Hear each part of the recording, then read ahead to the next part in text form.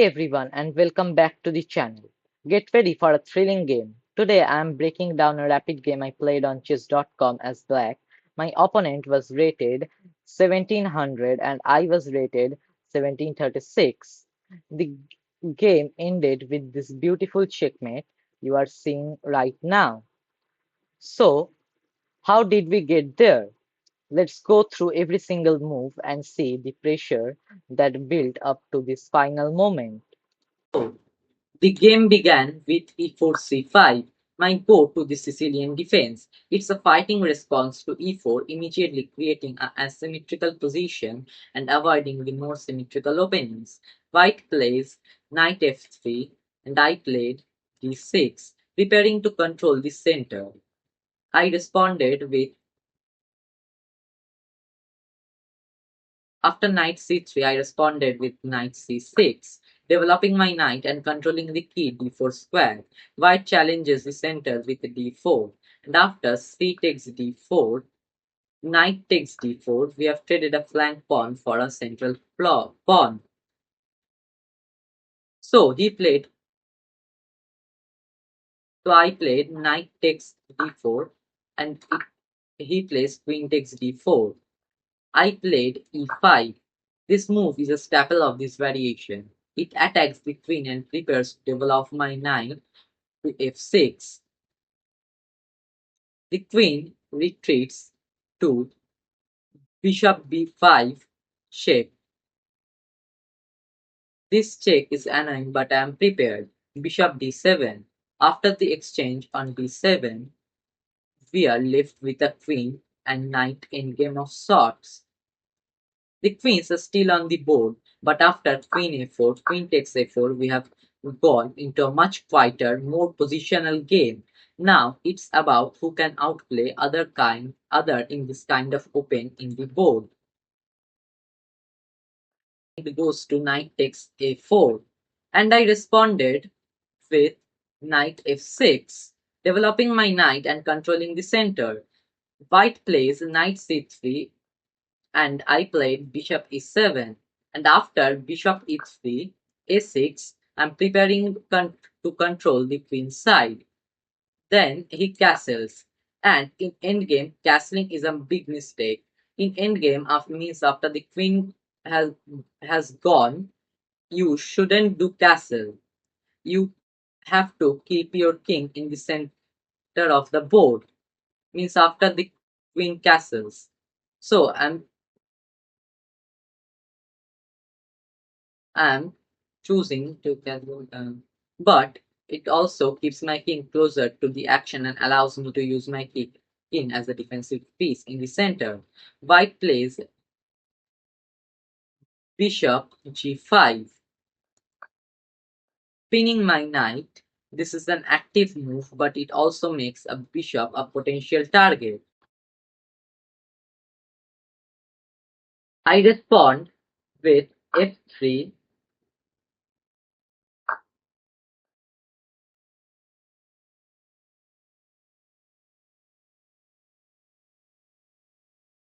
I respond with f3, h6. This is a very sorry guys. Like after my rook moves, he plays f3, and I respond to the pin. So I played a6. This is a very useful move. It forces the bishop to move and it creates an escape square for my king if needed. White's bishop goes to bishop h4. I now play uh, and the the rook on the c5, and then now I play rook c5, putting pressure on the weak c2 pawn.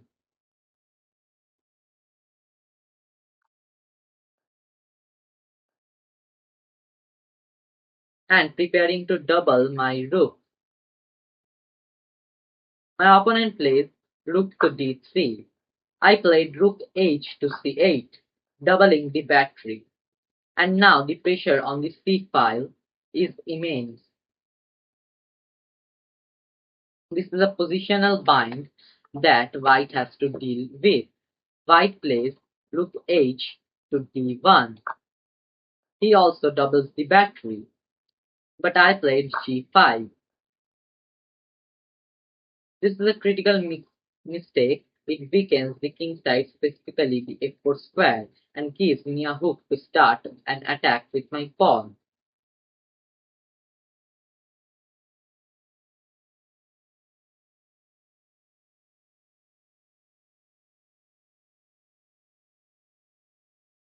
I played b.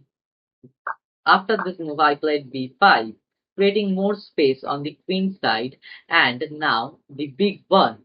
White plays knight to d5, and I respond with the shocking rook takes c2 check. This is a brilliant rook check. I'm giving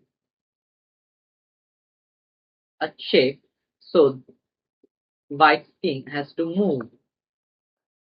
And after that, I took his knight on the d4. It takes with the rook, threatening to take my this pawn because this pawn is pinned. So my d pawn can't take this bishop if he takes. So I move my king to d3. So if the bishop takes, I can take with the pawn. After this move, white replies with rook to d7, trying to trade my active rooks, but I'm not going to give up. I'm not going to trade.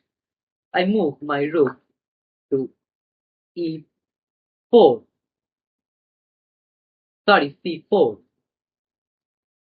So white plays bishop, white plays bishop to e f3, f2, bishop to f2, and threatening my rook. I just moved my rook back. So I can move my king to the f5 square. Means after playing f5, I'm going if he takes, I'm going to take with my king, recapture with my king, and my king is going to be in the center of the board. So, and after this move, he can't take it because there is my bishop and the rook protecting it. So he plays bishop to e3. This move doesn't give any chance or an opportunity. So as my strategy or as my plan, I played f5, threatening to trade this pawn. He takes my pawn, I recapture his pawn with my king, move going forward with my king to the center. Then white plays g3. Like, I think he can give this check also. That's a uh, better move than g3. He can go to g4 and give a check to my king. So my king has to move, means my king has to go back. But he didn't do. I think he had just mouse lip. So I played h5. I played h5. If he gives check, I can take his pawn, and after he takes my pawn, I can recapture it with my king. So after that, white plays rook to d5. I don't know what this move do, but it doesn't do much. After this, I played g4. Again, trading my pawn so that so that I can go rook to e4. Sorry, sorry guys. King to e4, threatening this bishop, threatening this bishop. So he pushed his pawn, doesn't trade. So I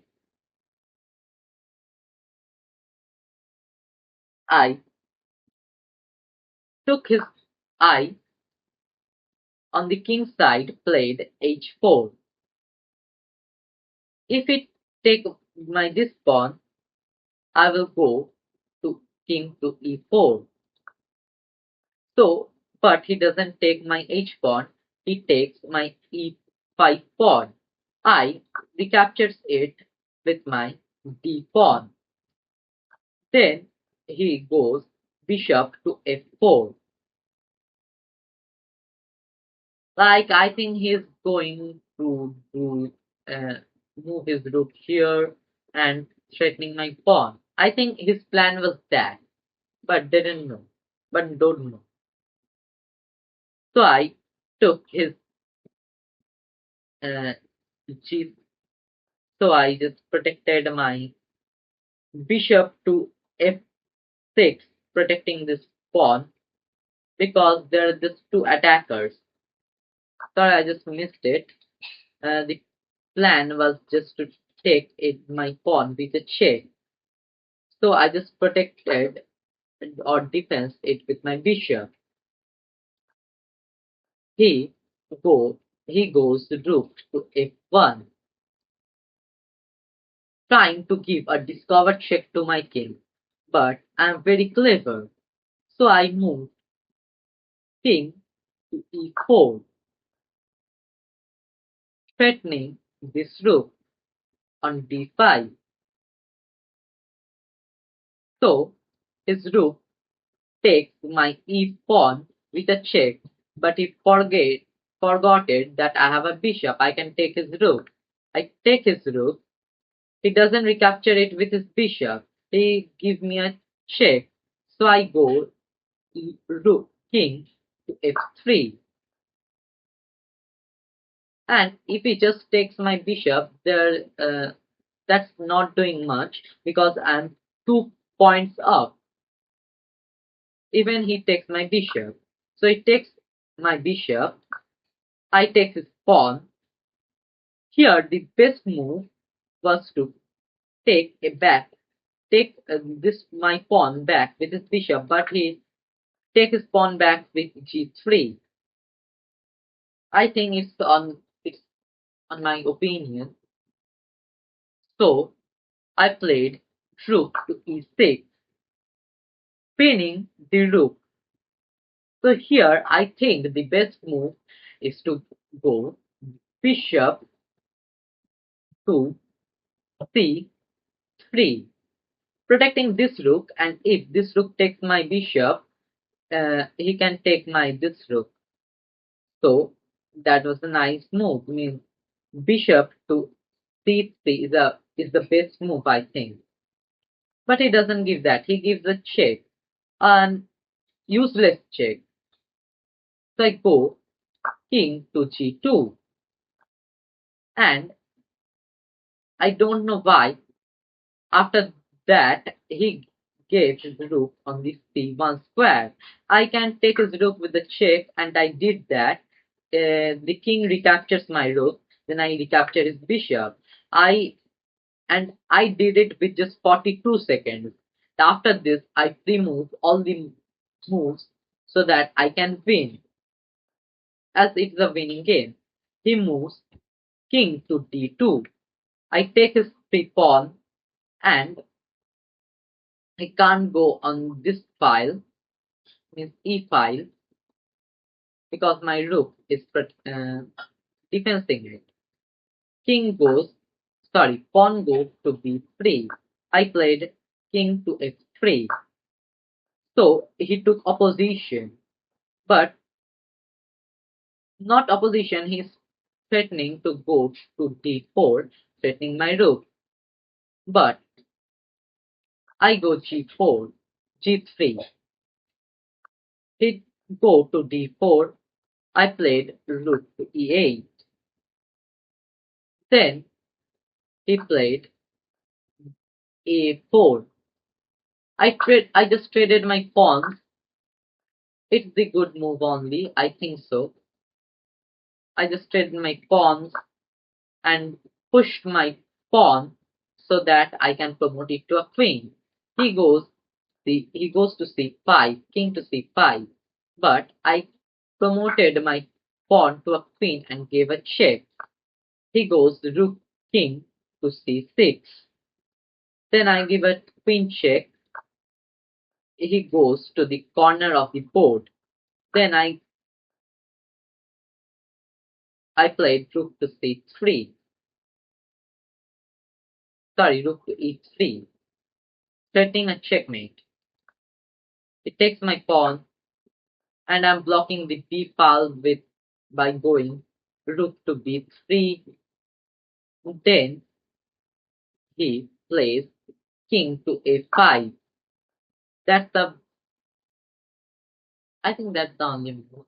I played queen to a3. He played king to a6. That's the only move here. Means this is the fourth move, and I take his pawn with my queen, and that's a checkmate. And I win this game easily.